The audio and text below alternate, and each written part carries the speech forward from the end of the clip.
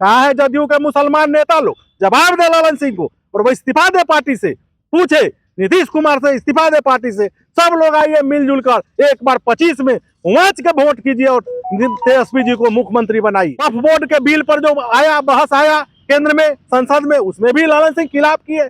कहाँ देख रहे हैं मुसलमान लीडर जदयू के लोग? देखिए, उपचुनाव जहां होता है, उपचुनाव तो सरकार के पक्ष में होता है। लालू यादव के साथ रहेगा मुसलमान, है और रहेगा। भावी मुख्यमंत्री 25 में तेजस्वी यादव जी को बनाना है। नवजुवक ड्रग्स ये समय कौन दो एगो हो ऐसे धुआं बार के लगा दे नीचा से आ सब पिए सुंघ जहां देखू तहां लड़का से वही में लगल। लेकिन अभी तक दारूबंदी के बाद कितना आदमी मर गया? 10,000 आदमी बिहार भर में दारू से मर गया, लोग शराब से मर गए। शराबबंदी को फिर से पूर्ण विचार करना चाहिए, पूर्ण विचार करके इस पर संशोधन करना चाहिए। नीतीश कुमार चाहते हैं पिछड़ा वर्ग के, अति पिछड़ा माइनॉरिटी के अगर हितैषी हैं, चाहते हैं तो फिर सदन में बिल लावे और लाने के बाद में 65 नहीं 85% आरक्षण की बात हो, हमारा महागठबंधन सपोर्ट करेगा। सड़क पर भी लड़ाई होगा, बिजली फ्री करो।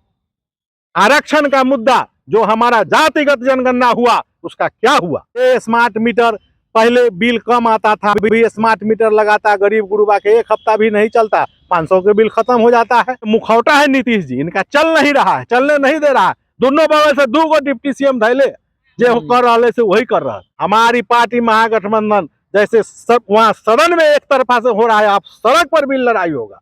इस न्यूज के प्रायोजक है अफजल फर्नीचर।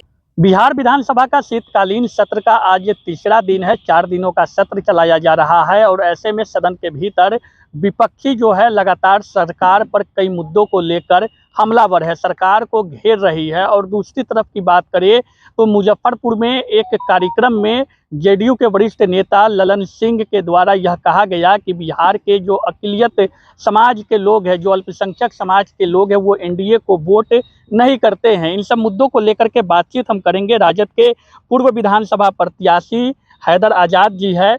सदन चल रही है 3 दिन, आज तीसरा दिन है शीतकालीन सत्र का। विपक्ष लगातार सरकार को घेर रही है कई मुद्दों पर। किस रूप में देखते हैं इस पूरे प्रकरण को?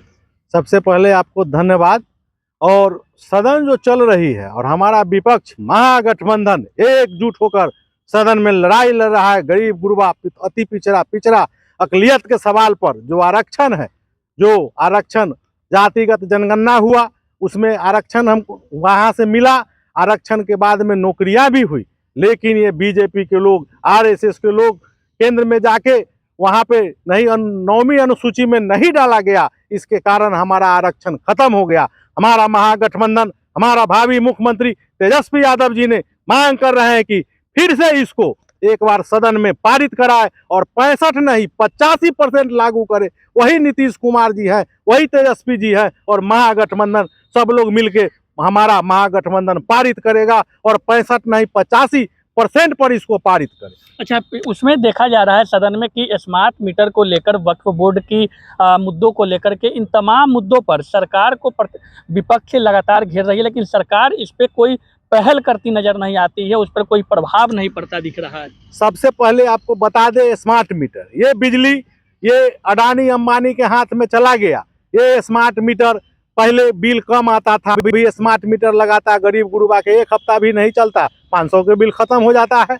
गरीब गुरुबा सड़क पर है, बहुत लोग एकदम इसका बहिष्कार कर रहे हैं। आप गांव देहात में क्षेत्र में जाइए, कहीं भी खुशहाल लोग नहीं है। बिजली स्मार्ट मीटर बंद होना चाहिए और बिजली गरीब को 200 यूनिट जो आरजेडी का मांग है इस सरकार को मानना चाहिए और 200 यूनिट बिजली को देना चाहिए फ्री में। दूसरा तरफ ललन सिंह बोल रहे हैं कि अक़लियत वोट नहीं करता है नीतीश कुमार को। ठीक है बोल रहे हैं, गलत कहाँ बोल रहे हैं। सभी अक़लियत, बिहार के अक़लियत मुसलमान के साथ है और एकजुटता से लालू यादव के साथ रहेगा मुसलमान, है और रहेगा। भावी मुख्यमंत्री 25 में तेजस्वी यादव जी को बनाना है। एकजुट होकर मुसलमान साथ रहेगा। मैं कहना चाहता हूँ, कहा है जदयू के मुसलमान नेता लोग? जवाब दे ललन सिंह को, और वो इस्तीफा दे पार्टी से, पूछे नीतीश कुमार से इस्तीफा दे पार्टी से। सब लोग आइए मिलजुल कर एक बार 25 में उमच के वोट कीजिए और तेजस्वी जी को मुख्यमंत्री बनाइए, तब करारा जवाब मिलेगा। सदन में भी वहां भी वक्फ बोर्ड के बिल पर जो आया बहस आया केंद्र में संसद में, उसमें भी ललन सिंह खिलाफ किए। कहाँ देख रहे हैं मुसलमान लीडर जदयू के लोग? सब लोग मिलजुल कर इस्तीफा दीजिए। आइए एकजुट होकर आरजेडी परिवार को मजबूत कीजिए और भावी तेजस्वी यादव को मुख्यमंत्री बनाइए 25। शराबबंदी को लेकर सरकार वाहवाही करती है अपनी, शराबबंदी सफल बताती है, विपक्ष शराबबंदी पे हमलावर रहती है। कितना सफल मानते हैं बिहार में? कहाँ सफल है, कहाँ नहीं मिल रहा है। होम डिलीवरी हो रहा है जगह जगह, जहाँ फोन कीजिए वहीं पहुंच जा रहा है शराब। ये सब कहीं फेल है, शराबबंदी फेल है। देख रहे हैं गरीब गुरबा दारू पी रहा है, मर रहा है हर जगह। तो मृत का हर महीने महीने निकलिए रहा है। आप देखिए ना अभी तक दारूबंदी के बाद कितना आदमी मर गया। 10,000 आदमी बिहार भर में दारू से मर गया, लोग शराब से मर गया। अभी तो सबसे भारी दिक्कत की बात हो गया, नौजवान हर गांव टोला मोहल्ला में जाइए स्मैक ड्रग्स इस सब के कारण का शिकार हो गया। दारूबंदी से भारी क्षति है, भारी क्षति है। सरकार को संज्ञान लेना चाहिए, इस पर पूर्ण विचार करना चाहिए फिर से कि कैसे क्या होगा। एक राजस्व भी क्षति हो रही है, दूसरे लोग इसमें मालेमाल हो रहा है, कमाने वाला मालामाल हो रहा है, गरीब की शरीर भी खराब हो रहा है। और नया जनरेशन नवयुवक, आप देहात में जाके देखिए, जहां भी जाइए नवयुवक ड्रग्स ये समय कौन दो एगो हो ऐसे धुआं बार के लगा दिए नीचा से आ सब पिए सुंघे, जहाँ देखू तहाँ लड़का से वही में लगल। शराबबंदी के बाद कहीं ना कहीं उस सब का नशा का बढ़ गया है। इसलिए इसको शराबबंदी को फिर से पूर्ण विचार करना चाहिए, पूर्ण विचार करके इस पर संशोधन करना चाहिए कुछ न। अच्छा, तेजस्वी यादव को 25 में मुख्यमंत्री बनाने की हामी आप लोग भर रहे हैं, पार्टी भर रही है, लेकिन अड़चन दिख रही है कि उपचुनाव में तो चारों सीट आप लोग हार गए और तेजस्वी जी कहते हैं कि झारखंड में हम सरकार में शामिल होने जा रहे हैं। देखिए उपचुनाव जहां होता है, उपचुनाव तो सरकार के पक्ष में होता है ज़्यादा से ज़्यादा, लेकिन यहाँ तंत्र, सरकारी तंत्र से लेकर सारा लोग लग के इस उपचुनाव के कोई गिनती नहीं है।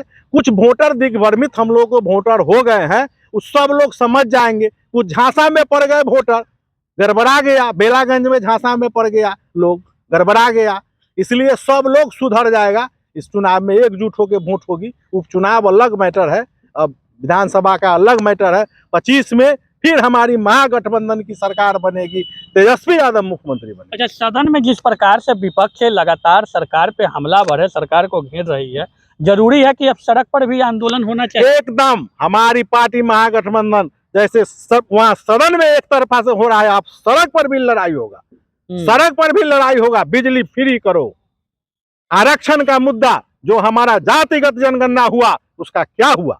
जातिगत जनगणना में 65% आप दिए आरक्षण, उसके बाद भी केंद्र सरकार में जाके वहाँ 9वीं सूची में नहीं डाला, जो आरक्षण हमारा गड़बड़ हो गया। नौजवान जो पिछड़ा, अति पिछड़ा, SC ST माइनॉरिटी के लोग आज रोड पर नौजवान घूम रहा है, उसको आरक्षण के लाभ नहीं मिला। ये साजिश है, RSS BJP के लोगों का साजिश है, इसको खत्म किया जाएगा। फिर से अगर नीतीश कुमार चाहते हैं पिछड़ा वर्ग के, अति पिछड़ा, माइनॉरिटी के अगर हितैषी हैं, चाहते हैं तो फिर सदन में बिल लावे और लाने के बाद में 65 नहीं 85% आरक्षण की बात हो, हमारा महागठबंधन सपोर्ट करेगा। सदन में बोले हैं हमारे नेता तेजस्वी यादव जी, बोले लाइए फिर से सदन में पारित कीजिए और आने वाला जो नया आएगा अभी बहाली, उसमें 85% पर सब लोग को दीजिए। लेकिन सरकार सुन कहाँ रही है, विपक्ष कमजोर पड़ गई है लग रहा है। विपक्ष कमजोर नहीं पड़ी है, विपक्ष चढ़ल है, लेकिन ये बीजेपी के गोद में लोग खेल रहा है, RSS के इशारा पर चल रहा है। इसलिए मुखौटा है नीतीश जी, इनका चल नहीं रहा है, चलने नहीं दे रहा है। दोनों बगल से 2 डिप्टी CM धैले, जो कर रहा से वही कर रहा है। अगर है तो आ जाइए, इसमें सदन में लाइए बिल। हमारा पार्टी बोले, हमारे विपक्ष के नेता तेजस्वी यादव जी बोले हैं कि सदन को 2 दिन 3 दिन सत्र और बढ़ाया जाए, लेकिन इस बिल को लाया जाए और फिर से पारित किया जाए। उस पर बहस होनी चाहिए, बहस होनी चाहिए, बिल होनी चाहिए, गरीबों के हक और हुकूक की बात होनी चाहिए। एक ही पार्टी है राष्ट्रीय जनता दल, जो गरीब, पिछड़ा, दलित, अति पिछड़ा और सभी जातियों के गरीब की बात, हक और हुकूक की बात करता है तो राष्ट्रीय जनता दल करता है। चलिए, हैदर आजाद राजद के पूर्व प्रत्याशी काटी विधानसभा के हैं और बातचीत हुई तमाम मुद्दों पर। जिस प्रकार से विपक्ष लगातार सरकार पे हमलावर है, सरकार को घेर रही है, उन पे इन्होंने अपनी प्रतिक्रिया दी। बातचीत कैसी लगी कमेंट करके बताइए। तब तक दीजिए इजाजत, धन्यवाद। शादी का फर्नीचर सेट 34,500 से स्टार्ट। AFZ फर्नीचर के ऑफिशियल YouTube चैनल पर विजिट करिए विशेष जानकारी के लिए और परचेज करिए बिहार के सबसे बड़े शोरूम से।